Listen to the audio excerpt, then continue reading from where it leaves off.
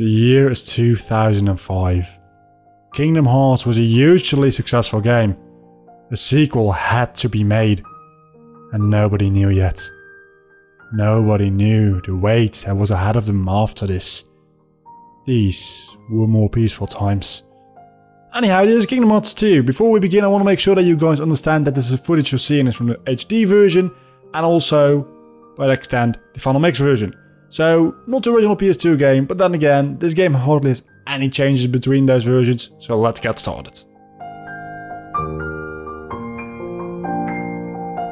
I hope you've got plenty of time, because damn, this will take a while. You start playing this game as a new character called Roxas. What happened to Sora? Well, you should know, because you totally played the GBA game, didn't you? Even if you did play that game though, you still don't know who Roxas is. So the game's now going to introduce you to who Roxas is. Great sequel so far, that's for sure. Roxas seems to be a normal teenager with normal friends living in Twilight Town. But at some random day during the summer vacation, people start accusing them of stealing their stuff. As a result of the stuff being stolen, nobody can say the actual words either anymore. I don't know how it makes any sense, but more importantly, how do people assume Roxas and his friends have the power to steal words? Turns out the things being stolen were photos. All of them had Roxas on it, so the thieves, who were white elastic anime thingies, tried to steal Roxas? Here's where I'll interrupt the game for a second. If the objective was to steal Roxas but they stole photos, how did the word photo disappear from everybody's voice, but not the word Roxas?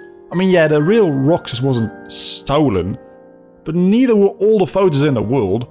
And how does stealing even get rid of the ability for people to say that word in the first place? So, Roxas turns out not to be a normal teenager. He used to be a member of some kind of organization which he left, and now they're trying to get him back. But also, Sora is sleeping after what happened to him in Kingdom Hearts Chain of Memories. And also, Sora needs Roxas to wake up because, well, we'll get into that. So, this dude who's keeping Sora is called Diz, and he's working with... the fuck? That's Ansem! To make sure Roxas gives part of Sora's memories back by joining or fusing or whatever with Sora. So now Sora wakes up, and this is where the real games get started. Sora runs into Roxas' friends and they help him leave town, but when they go to the train station to say goodbye, Sora cries, cause Roxas is inside him. Kyrie's inside me?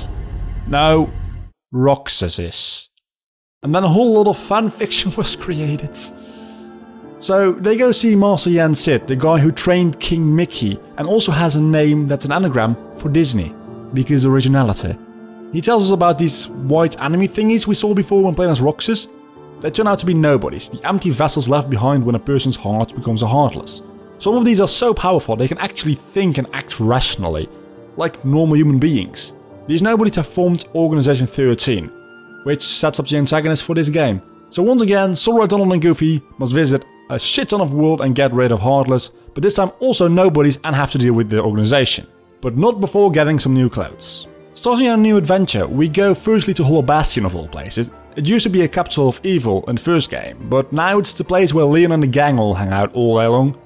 This is also where you meet Organization 13 for the first time, and spoilers, there's not 13 of them. Not anymore. You see, you remember those black coat people, Kingdom Hearts Chain of Memories? Well, they were with the Organization too, and you kinda wiped all of them out, so they're a bit short on numbers. Going through all the worlds, you don't get involved into a huge story. The Organization shows up every now and then to meddle with some worlds, but generally you're just visiting some new worlds and revisiting worlds you know from the first game. Once you've gone through all of the world once though, that's where the story takes off. You go back to Hollow Bastion to find Ansem's research lab. You also actually get to meet the king for a change, and he tells you about Ansem. Not someone you know. Oh god no. Turns out Ansem was a brilliant scientist named Ansem the Wise with an apprentice named Xehanort. Anagram for no heart with an X thrown in. Which at some point turns into a Heartless and started using Ansem's name. So the dude you defeated in Kingdom Hearts 1 was the Heartless of Xehanort. And by now we know what happens when a Heartless is created. A nobody appears too. So take a guess what happened to that nobody. Yes, he's the leader of Organization 13. With all the exposition out of the way, you also get told that Organization 13 is trying to create Kingdom Hearts by releasing as many hearts as they can using the Keyblade. And they need you to do that for them. All that being said and done, you can go through all of the worlds again, but this time you're taking care of a flood of nobodies and the organization members that are still alive, until it's time to go back to Twilight Town. So here's where you find out that the Twilight Town you were in as Roxas and the Twilight Town you're in as Sora are two separate towns. Roxas was living in a digital simulation of Twilight Town, placed there by Diz to keep him safe from the organization until he could unite with Sora. Some kind of Matrix things going on here for sure. So you actually go to Roxas' Twilight Town and there's a really convenient pathway to the organization's stronghold there. But before making it all the way through that, there's a shit ton of nobodies that attack you. This is probably a good moment to introduce Axel. He's been in this game from the very start and he was also in Chain of Memories. He was Roxas' best friend back when Roxas was still with the organization, and he really wants him back. He wants him back so badly, he's actually actively trying to kill Sora in the hopes that he'll get Roxas back that way. So Axel shows up and helps you fight his nobodies, and he kinda blows himself up at the end. So, now in the final world of the game, we'll get into another boss fight pretty much right away. This is a one-on-one between Sora and Roxas. This fight doesn't really take place and it's just in Sora's heart or some shit. It's kinda random, but it's a cool fight, so I can't complain. Moving on to the castle where the last couple of organization members are, you infiltrate and start killing them one by one. At this point it becomes really apparent that the whole organization refers to Sora as Roxas. This happens earlier too, but they really make sure you catch on to it in this world. Also, Ansem shows up. Not the science guy, but the heartless one. But not to worry, turns out it's actually Riku using that form because he needs the power of darkness and now he's stuck looking like Ansem. He also tells you that everybody refers to you as Roxas because he's your nobody, and at this point, that was kind of obvious, thanks. The plot twists don't end there though. Diz is also in this world, and it turns out he's actually Ansem the Wise. And then he blows himself up together with a machine, and he corrupts the Kingdom Hearts moon thing made by the organization. Somehow that explosion also turns Riku back into his normal form, and now we're ready to beat the living hell out of Xemnas, which is the leader of the organization. Well, you do that, and then you beat him again, and again, and again. And after beating him a couple of times, you go back home to the Destiny Islands. Also, somewhere along the line, Kairi shows up. She doesn't really do anything. She also has a nobody, and there's just a whole lot of complicated shit going on there. But this segment has been long enough. I mean, this segment has been longer than most of my in retrospects in general. So, moving on. Unlike the story, it's Kingdom Hearts. The game looks just downright amazing. Even the original PS2 version, I'd say, doesn't even look that much worse than the HD release. Yeah, sure, lower resolution, but generally it looks really good. Just like in the first game, there's a couple of worlds where your characters change to different looks. That being Atlantica, Halloween Town, Timeless River, Space Paranoids and the Pride Lands. Atlantica and Halloween Town are the same as in the first game, but in the final mix version of the game, which we're talking about, in Christmas Town part of Halloween Town, there's also different costumes for your characters, giving them a wintry holiday look.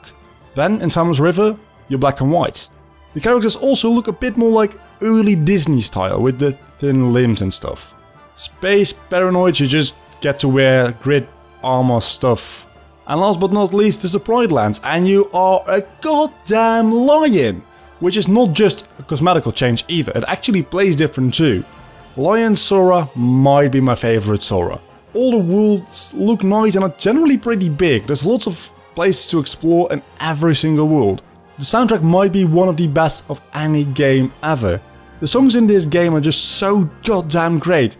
They set a mood for every world or every scene they're in, and they're just great pieces of music to listen to.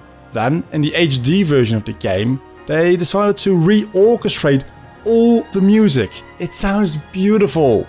Long story short, the game looks and sounds amazing. You know what I'm going to say. The gameplay feels really good. Not only are the controls really tight and responsive, it also evolves throughout the whole game. You start being able to swing your keyblade a couple of times in a combo, but by the end of the game, you're doing these long and powerful combos with amazing finishing moves, and given the right abilities and situation, you could even pull off endless combos. There's a couple of things I should mention. First of all, your normal everyday Sora is the main focus of the gameplay, but the mermaid version and the lion version play differently. You play as the mermaid in Atlantica. Unlike in Kingdom Hearts 1 though, this is not a world where you have to fight a single enemy. They probably figured that these controls were way too complicated and do not work properly for fighting most kinds of enemies, so they made it into a minigame world. Then there's Lion Sora. This is the form you play in while in the Pride Lands. Most of the usual abilities are disabled in this world, but you get a couple of new ones in the place. Lion Sora is much more slippery than its human version, but it's also much faster. It's a really nice change of pace to have something like this just thrown in the game to visit every now and then, if only to change up things a little bit. During a battle, a lot of enemies, and most bosses, have reaction commands. These are quick time events that usually allow you to either stun the enemy or deal a huge amount of damage to them. Then there's the drive forms. During the game, Sora unlocks a number of different drive forms, all with their own abilities and uses.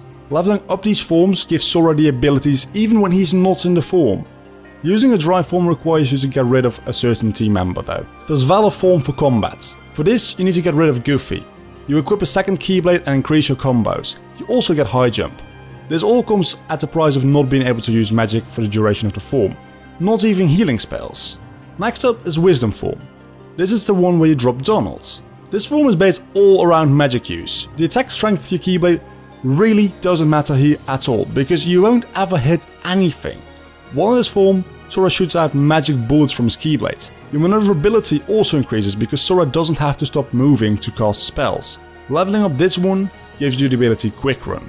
Moving on, the third one is Limit form. You don't actually need to get rid of any characters, but this one is also exclusive to the Final Mix version of the game. The form is based on how Sora was in Kingdom Hearts 1, giving you some attacks and abilities from that game. Leveling it up teaches you Dodge Roll. The thing is, both Quick Run and Dodge Roll are triggered by pressing square, so you might use one instead of the other when both are equipped. It does take some getting used to for sure. The fourth form is Master form. For this one, you need to get rid of both Donald and Goofy. This form is a more balanced form, increasing your combat skills by giving you a second Keyblade, but also still allowing you to use magic. Leveling this form up gives you Aerial Dodge, which is a double jump. The last form is Final form. For this one, getting rid of any two team members will do. This one increases both your magic and your combat skills by a lot, allowing you to move while casting spells like Wisdom form does, but also gives you much more powerful combos with a second Keyblade like Valor. It increases strength more than Valor does, and your magic more than Wisdom does. This is without a doubt the most powerful of them all. Leveling this up will give you the Glide ability, which combined with Aerial Dodge makes for really quick movements. Then there's also Anti-form. It gets rid of both your team members. This one is triggered randomly. There's a whole system for that, but it's too complicated to get into now. This is the only form that you can't manually select, and that you can't revert out of whenever you want. You have to stay in the form for the duration of this form. Well, in this form, you can't use magic or reaction commands. That sounds like a death sentence.